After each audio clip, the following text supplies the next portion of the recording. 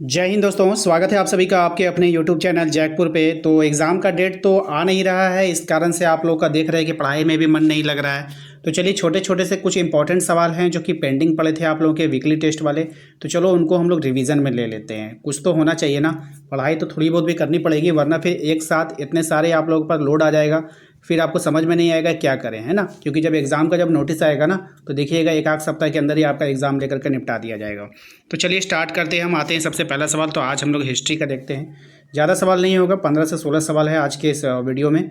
तो शुरू से लेकर अंत तक बने रहना है। साथ ही साथ यदि आपने अभी तक हमारे चैनल को सब्सक्राइब नहीं किया तो कर लीजिए।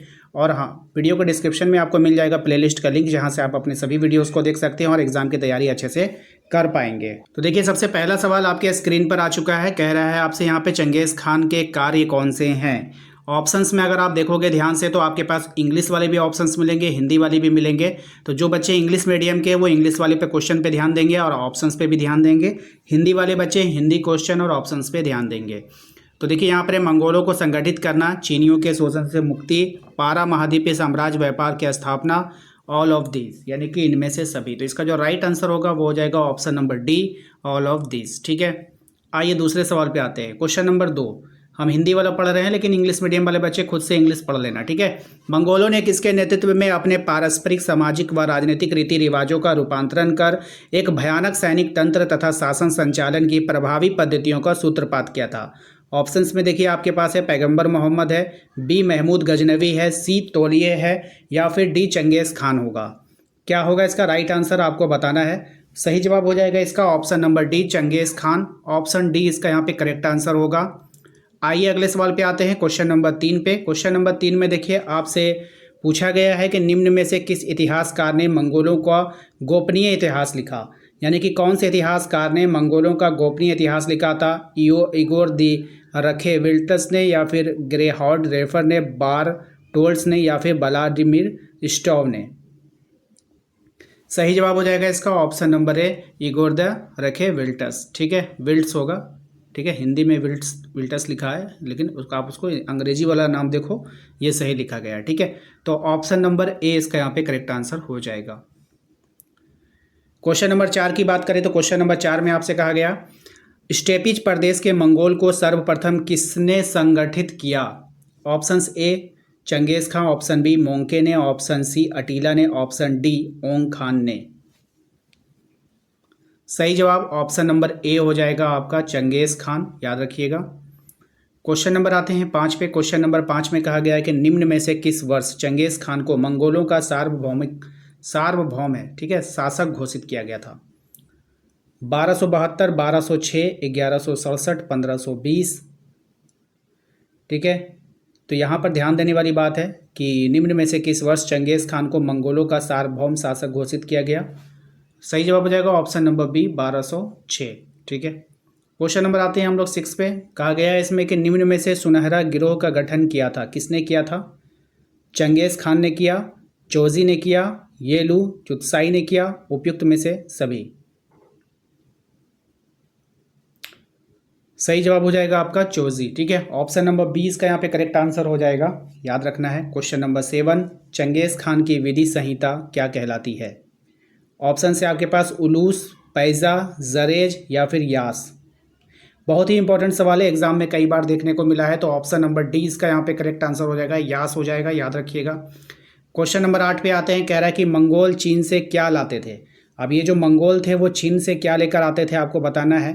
कृषि के उत्पाद, लोहे के उपकरण, या फिर ए और बी दोनों, या फिर हाँ यही तो दोनों, तो नन ऑफ ए और बी, यानी कि ए और बी में से कोई नहीं, या फिर ए और बी दोनों। तो देखिए इसका जो सही जवाब हो जाएगा वो हो जाएगा आपका ऑप्शन नंबर डी, दोनों हो जाएगा, यानी कि दोनों सही है। ऑप्शन ए और बी दोनों हो जाएगा। क्वेश्चन नंबर आते हैं 9 पे। देखिए क्वेश्चन नंबर 9 में कह रहा है कि मंगोलों का यायावरीकरण मध्य एशिया के किस क्षेत्र में हुआ था। ऑप्शंस देखिए आपके पास है, लानोस है, पंपास है, स्टेपीज है, यानोस है। बताइए क्या होगा इसका सही जवाब। तो इसका सही जवाब हो जाएगा आपका ऑप्शन नंबर सी, स्टेपीज। ठीक है, ऑप्शन सी इसका यहाँ पे करेक्ट आंसर होगा। क्वेश्चन नंबर आते हैं 10 पे। क्वेश्चन नंबर 10 में कहा गया है कि चंगेज़ खान का जन्म कब हुआ था। चंगेज़ खान का जन्म कब हुआ था। 1162, 1172, 1260, 1262 में। बताइए क्या होगा इसका सही जवाब। तो इसका सही जवाब हो जाएगा आपका ऑप्शन नंबर ए 1162। चंगेज़ खान का जन्म जो हुआ था वो 1162 में हुआ था। याद रखिएगा, बहुत ही अच्छा सवाल है। अगले सवाल पे आइए। क्वेश्चन नंबर 11 में पूछा गया है, इसमें 1221 में किस पर विजय प्राप्त करके चंगेज़ खान ने अमीर मुसलमानों को कहाँ एकत्रित किया था? ऑप्शंस देख लीजिए, आपके पास हैं। बुखारा उत्सव मैदान में, उसके बाद है धर्म विजय मैदान में, मंगोलों के महल में, पारिवारिक मतभेदों के उत्सव में। तो इसको बुलाया गया था कहाँ पे? बुखारा के मैदान में। ऑप्शन नंबर ए इसका यहाँ पे करेक्ट आंसर हो जाएगा। क्वेश्चन नंबर आते हैं 12 पे। क्वेश्चन नंबर 12 में कहा गया है कि चंगेज़ खान की माता का क्या नाम था? ऑप्शन है ओलुनिके, फातिमा, रजिया, रुबीना। तो देखिए इसका सही जवाब हो जाएगा आपका ऑप्शन नंबर ए ओलुनिके। ऑप्शन नंबर ए इसका यहाँ पे करेक्ट आंसर होगा। क्वेश्चन नंबर आते हैं 13 पे। क्वेश्चन नंबर 13 में कहा गया है यायावर शब्द का अर्थ क्या होता है? अब यायावर शब्द का अर्थ आपको बताना है क्या होगा। घुमक्कड़ होगा, मूर्ख होगा, पर्यटक होगा, जनजाति होगा, क्या होगा? तो देखिए यायावर शब्द का जो अर्थ होता है वो होता है आपका घुमक्कड़। ऑप्शन नंबर ए इसका यहाँ पे करेक्ट आंसर होगा। क्वेश्चन नंबर आते हैं हम लोग 14 पे। कह रहा है निम्नलिखित में से किस शासक ने धर्म परिवर्तन कर इस्लाम को ग्रहण कर लिया था? ऑप्शन है आपके पास गजन खान, बी मोंके, सी चगतई, या फिर डी चोजी। बताइए क्या होगा इसका करेक्ट आंसर? तो Gajan Khan, option number A इसका यहाँ पे करेक्ट आंसर होगा। क्वेश्चन नंबर आते हैं हम लोग 15 पे। मंगोलिया कहाँ स्थित है? बहुत ही इंपॉर्टेंट सवाल है, कई बार एग्जाम में आ चुका है। ऑस्ट्रेलिया में है, एशिया में है, यूरोप में है, या फिर दक्षिण अफ्रीका में है? सही जवाब हो जाएगा आपका कहाँ है? एशिया में है। ऑप्शन नंबर बी हो जाएगा। ठीक है, याद रखिएगा। क्वेश्चन नंबर आते हैं हम लोग 16 पे। क्वेश्चन नंबर 16 में आपसे पूछा गया है, बताइए मंगोल सेना की सबसे बड़ी इकाई तुमन थी, इसमें कितने सैनिक थे? ठीक है, यानी इसका कहने का मतलब है the largest unit of Mongol army was tumen. How many soldiers were there in it? मतलब मंगोल की जो सेना की जो सबसे बड़ी जो इकाई थी वो तुमन। तुमन कोई जैसे सेना का टुकड़ी होता है ना, उसका नाम रख दिया जाता है। और इसमें आपसे पूछा गया, बताइए इसमें कितने सैनिक थे? 100 थे, 1000 थे, 10,000 थे, या फिर 1,00,000 थे? कितना था बताइए। ये काफ़ी इंपॉर्टेंट है और कई बार एग्जाम में पूछा गया है, तो इसका आंसर आप लोग को कमेंट बॉक्स में देना है। तो जल्दी से क्वेश्चन नंबर 16 का आंसर आप लोग कमेंट बॉक्स में दे दीजिए। जिसका आंसर सही होगा मैं उसको लाइक कर दूंगा, तो आप लोग समझ जाना कि आपका आंसर सही है। ठीक है, तो मिलते हैं हम लोग नेक्स्ट अगले वीडियो में। वीडियो को लाइक करना बिल्कुल भी ना भूलें। चैनल पे पहली बार आए हैं सब्सक्राइब कर लीजिए। इस चैनल पे बहुत ही अच्छी तरीक़ा से आप लोगों की क्लास 11 की तैयारी कराई जा रही है और बहुत जल्द क्लास 12 की तैयारी भी शुरू कर दी गई है। इसके अलावा एक वीडियोज़ जो है आपका बन के भी तैयार है, आप लोग उसको जाकर देख सकते हो।